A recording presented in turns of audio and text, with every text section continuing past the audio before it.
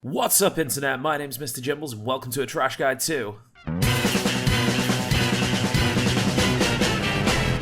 Snorlax. That's right, today we're talking about the true man of leisure, the OG girthy boy in the Pokemon world, the berry-munching monster himself. Over the course of this guide, I will explain to you the trash and therefore correct way of playing the sleepy boy in 3 delightful steps: items, moves/playstyle, and advanced techniques. There'll be timestamps in the description, so buckle up and get ready to relax with Snorlax. Snorlax is a melee defender with fairly respectable damage and enough crowd control that the moment you appear on the enemy screen, they'll immediately be filled with dread as you chain stun them without their inputs mattering at all. Combined with this impressive crowd control are some chunky defensive stats, among the highest in the whole game, that will allow you to set up plays for your team and fight for as long as possible, slamming your mighty buttocks upon the weakest members of the enemy team before taking disrespectful naps in their faces, ensuring that you will live forever. Now that you're ready to get your worth out of the girth, let's talk items. Body barrier for HP and throwing a cheeky fat shield upon yourself whenever you drop your Unite move, which will be vastly helpful as it leaves you immobile for a short time, making you a prime target for damage. Focus band for HP regeneration and yet more defensive stats. Your moveset finds you right at the front line very often, which means that you need to double down on your survivability. Take Focus Band and live literally forever. Disclaimer, living forever not guaranteed. Check with your local Nurse Joy to find out if Focus Band is right for you. Your final pick really depends on your playstyle. You could take Score Shield for yet more health and the ability to safely score, but do you know what else can give you the ability to safely score? Killing the enemy team. If you're a pure aggression machine like myself, take Muscle Band to really make your base attacks hurt, giving yourself a surprising amount of damage in any fight. Now for your trainer item, you guessed it, Eject Button. It's good on every Pokemon, it's good in every fight. If you're not leveled up to Eject Button yet, X-Speed can work in a pinch, but I wouldn't ever pick it over Eject Button personally. Since your items are now in order, queue up for a game, insta-lock Snorlax, and tell everyone you're heading to a lane. Top or bottom work well here. Generally you should try to make sure you're pairing up with someone with enough damage to follow up on your mighty playmaking ability. When in doubt, try to lane with a ranged attacker like Cinderace, as they will appreciate your sheer power to belly bounce the enemy team right into the path of their massive damage. Once you're in a game, take Tackle and head to the lane of your choice. Tackle is incredibly useful as it allows you to dash forward, knocking up the first enemy mon you hit and boosting your next basic attack. Kill some wild mons on your way to lane until you hit level 3 and pick up Rest, your first nap time move. Rest immobilizes you and briefly immobilizes your nearby enemy mons, restoring health to you over time. At this point you can begin to try setting up early kills for your lane partner, using Tackle to dash into enemy mons, your meaty basic attacks to harass and slow them, and Rest to restore your health whenever you've gone a little too hard.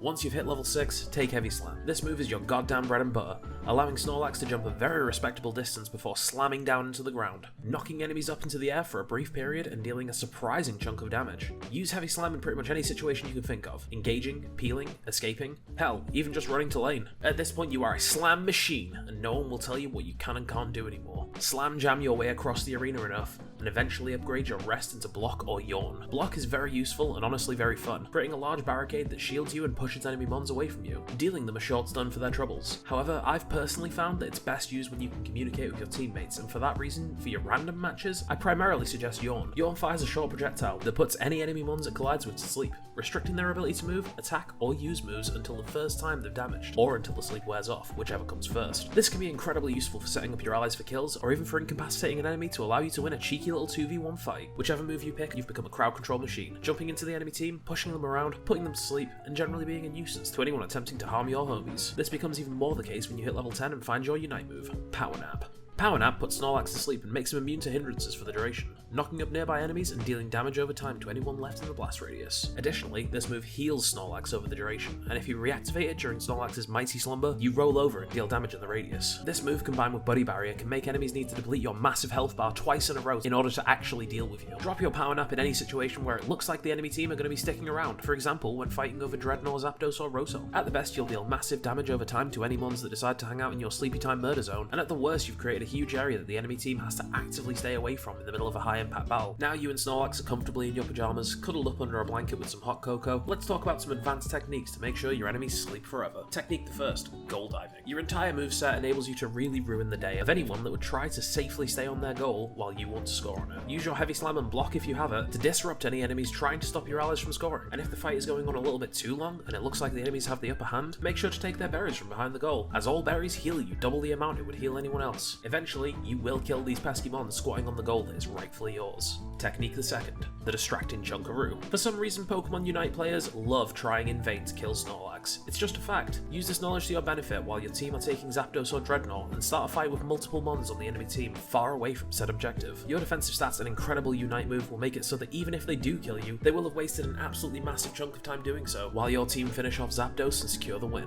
Now you know how to play Snorlax, get out there and live your best life. Do whatever you wish and dunk on anyone who would dare to tell you otherwise. If you enjoyed this video and want to support the channel further, please consider subscribing. A low percentage of the viewership of this channel are subscribed, and YouTube does not do a lot to help smaller content creators with visibility. In any case, if you want to learn to play other Pokemon the trash and therefore correct way, please consider checking out the other guides just here.